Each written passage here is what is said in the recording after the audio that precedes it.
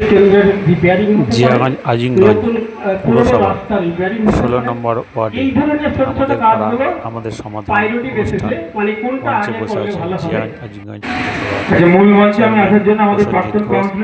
Vice chairman Malay রায়, councillor Joyita, সামনে বক্তব্য রাখবেন আমাদের বিশিষ্ট সমাজসেবী, আমাদের অভিভাবক, আমাদের ঘোষ, আজকে আমরা পরিমল সরকার, বিশিষ্ট সমাজসেবী অরুণ সাহা, প্রাক্তন বিধায়িকা শ্যামলী সিংহ রায়। দেখুন, আজকে কেন আমরা একটা জায়গায় হয়েছি, কারণ একটা সরকারি কাজ হবে।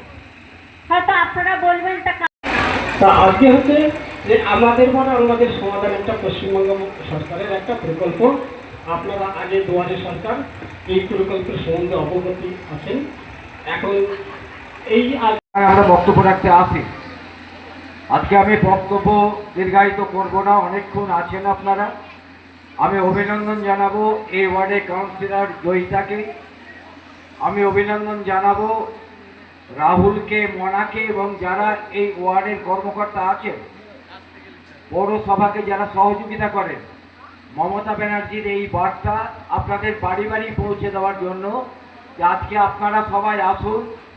আমাদের মুখ্যমন্ত্রী মমতা ব্যানার্জি বলেছে যে সেই বুথ মাননীয় মুখ্যমন্ত্রীকে কিন্তু সহযোগিতা করেননি নির্বাচনের খাতায়। তবু মাননীয় বলেছেন না, কে ভোট দিল যার দেখার দরকার নেই, কে কোন দল করলো কিছু দেখার দরকার নেই। পৌরসভাকে স্ট্রিক্টলি আদেশ দিয়েছে, সরকারি আধিকারিকদের স্ট্রিক্টলি আদেশ দিয়েছে যে আপনাদের পাশে থাকার জন্য। আগামী দিনে মমতা ব্যানার্জিকে ভুলে যাবেন না, এটুকুই আমার বক্তব্য। পরবর্তীকালে বিশদভাবে আজকের কর্মসূচি চেয়ারম্যান নিশ্চয়ই ঘোষণা করবে।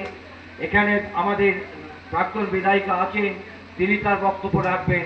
তারপর কালকে আমরা দেখলাম যে বাংলার জননেত্রী মমতা বন্দ্যোপাধ্যায় বাঙালিদের সব থেকে বড় উৎসব হচ্ছে দুর্গা উৎসব। দুর্গা উৎসবে ১,১০,০০০ টাকা করে প্রতিটা পুজো কমিটিকে দেওয়া হচ্ছে।